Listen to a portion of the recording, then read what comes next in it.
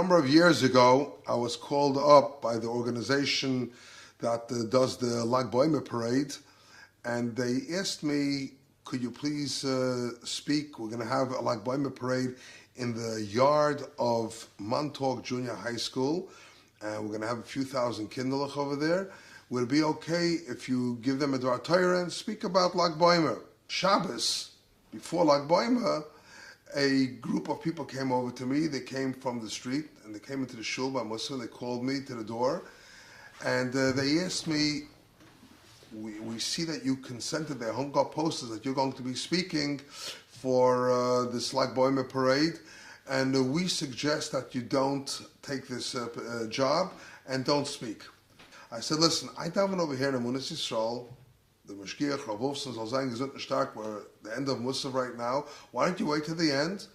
And we'll go over and ask a Shaila. Well, let's das Torah, was sagt. After davening, I went over to the Mashgiach, soll sein gesund und stark, and I asked him, what does the Mashgiach think I should do? People came to tell me I shouldn't be part of this. I don't understand why, what. I asked them to come to speak to you afterwards, and they refused. He said, what could be better than being mechazik Yiddish kinder? Is the best thing. Of course you should go and ayevash min amaligim. Don't be embarrassed. Just do what you have to do and go and with hatzlacha.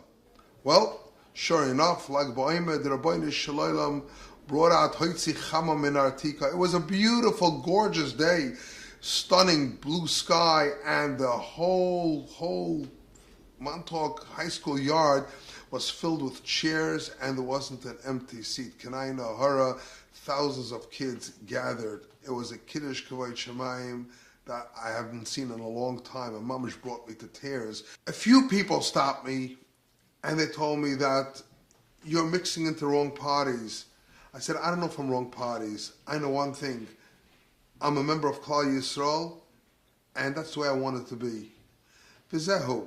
But it was uncomfortable. Of course, some people were giving me a little rough time, but time went on and everything was forgotten.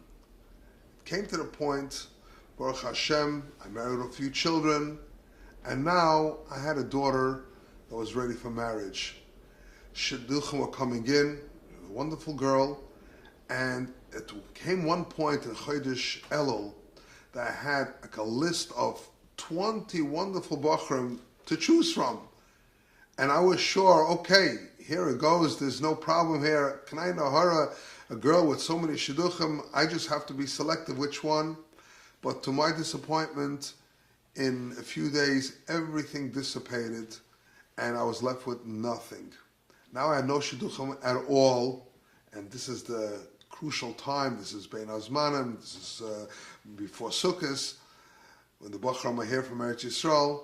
Anyway, it was Erev Rosh Hashanah. Erev Rosh Hashanah, I knew I have to go. I go every year to my parents. I had to go to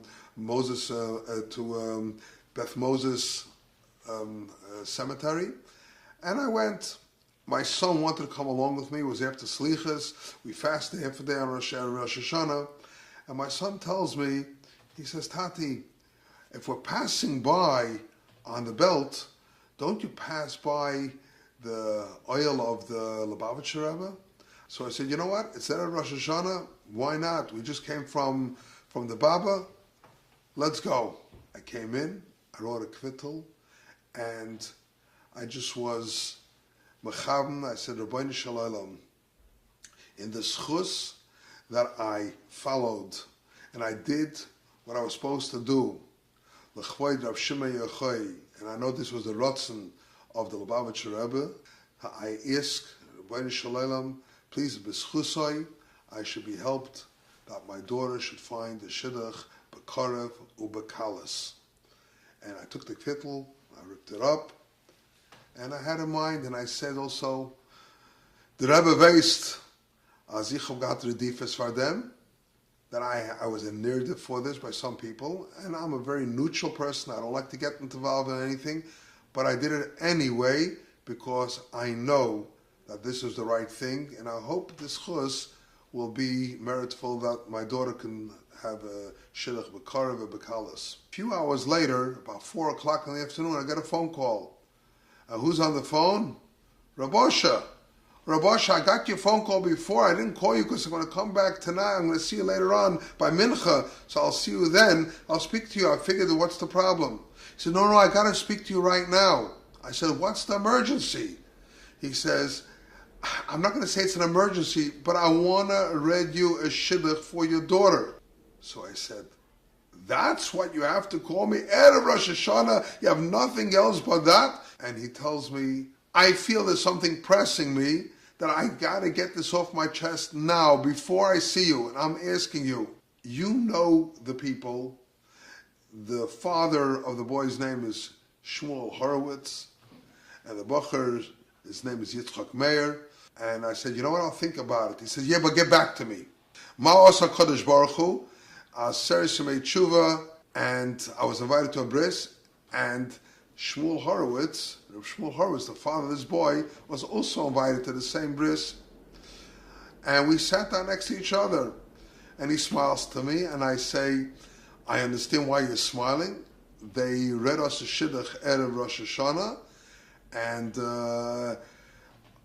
let me ask you, what do you think? Is passant l'cha shidduch or not? So he smiles, he says, my daughter was in Eretz Yisrael together with your daughter, and she feels it's very, very zugepasst, very fit.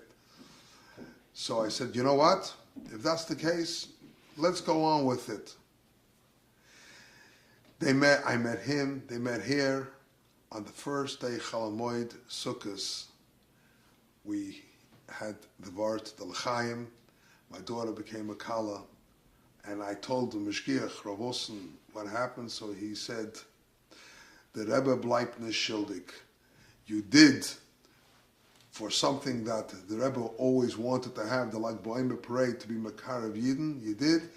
Is nicht geblieben schuldig. And Baruch Hashem, I was paid back.